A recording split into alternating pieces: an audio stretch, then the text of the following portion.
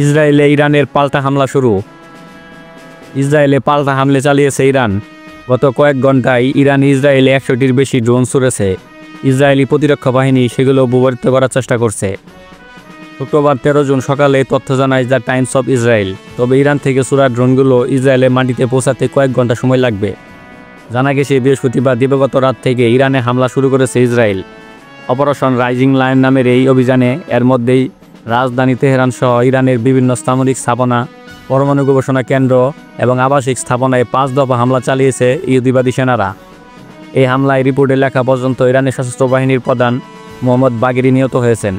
এছাড়াও দেশটি ইসলামী বিপ্লবী গার্ড বাহিনীর IRGCর প্রধান কমান্ডার হোসেন সালামি, জ্যেষ্ঠ 2 পরমাণু বিজ্ঞানী ফেরউদ্দিন আব্বাসী ও মোহাম্মদ মেহেদি তেহরানচি এবং খাতাম আল আনবিয়া সদর দপ্তরের কমান্ডার ও বিপ্লবী রক্ষা বাহিনীর জ্যেষ্ঠ কর্মকর্তা মেজর জেনারেল গোলাম আলী রশিদ নিহত হয়েছেন।